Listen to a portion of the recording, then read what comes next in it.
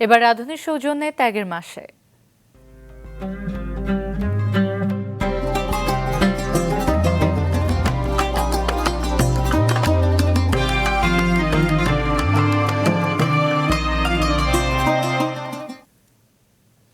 একটি ভালো কাজের কথা বলেই করা যাচ্ছে ইফতার ও সেহরি। সাধারণ মানুষকে ভালো কাজে উৎসাহিত করতে ভালো কাজের হোটেল নামের স্বেচ্ছাসেবী সংগঠনের মাধ্যমে একদল তরুণ এমন মহৎ উদ্যোগ চালিয়ে যাচ্ছে। বিস্তারিত কায়কোবাদ মাহমুদের রিপোর্টে।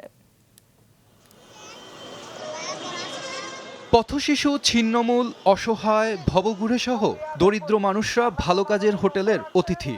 তারা প্রতিদিন হোটেলের নির্দিষ্ট স্থানে এসে নিজেদের ভালো কাজগুলো তুলে ধরেন, আর এর সুবাদে কোনো টাকা ছাড়াই খেতে পারেন তারা। আমি এক লোকের রাস্তা চিনিয়ে দিছিলাম। আমরা তো নিজে কইরা খাইতে পারতাছি না, তাই আমরা আসি। যাদের ফ্যামিলি নাই, যারা রাস্তায় থাকে, তাদের জন্য এটা উপকার। সারা বছর এই কার্যক্রম চলে ভালো কাজের হোটেলে। রমজান মাসে প্রতিদিন প্রায় 6,500 মানুষকে ইফতার করানোর পাশাপাশি 1,000-এর বেশি মানুষের সেহরির ব্যবস্থা করছে তারা।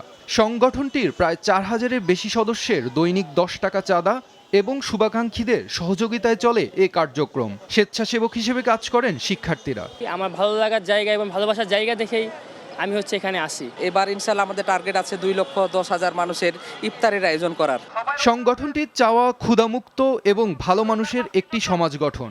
আমরা যদি একটু সহানুভূতিশীল হই, একটু দায়িত্বশীল হই, আমাদের শুধু সমাজ না, আমাদের পুরো দেশটা এমনভাবে পরিবর্তন হয়ে যাবে যেটা দেখে অন্যরা আসলে ঈর্ষান্বিত হবে। ভালো কাজের হোটেল শুধু ঢাকাতেই নয়, রয়েছে চট্টগ্রাম ও কুড়িগ্রামেও। এ 3 জেলায় 16টি স্থানে চলে এই মহতী উদ্যোগ।